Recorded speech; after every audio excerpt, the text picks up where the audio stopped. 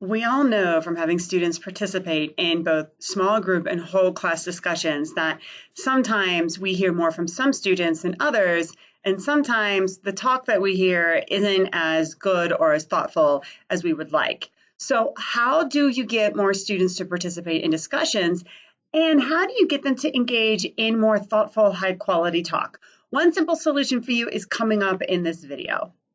Hi everyone, I'm Lee Hall from Literacy Teachers, and I'm all about giving you the tools you need to inspire, motivate, and change how your students read and write for academic success. If you're new here, make sure you hit the subscribe button so that you get new notifications as I put out new videos each week. So today, I'm going to be giving you one simple tip to prepare students for classroom discussions in ways that can create high-quality participation. And it's really simple. I would like for you to try something called a structured pre-reading.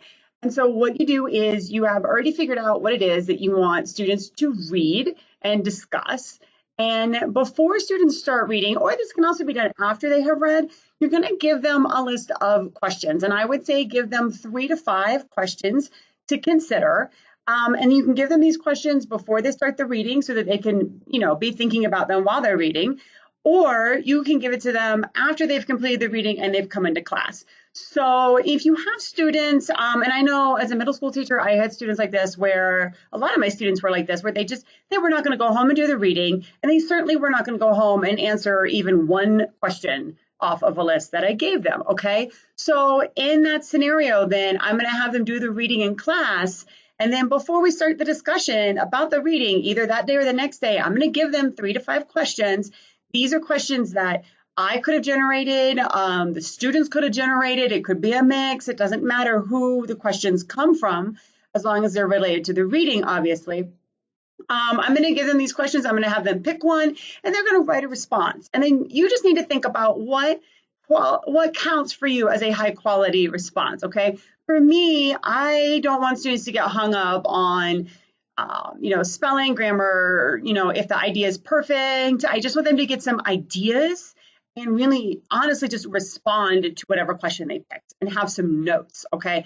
The idea is that they have some talking points on paper, and they will get better with this, right? Like anything else with practice over time.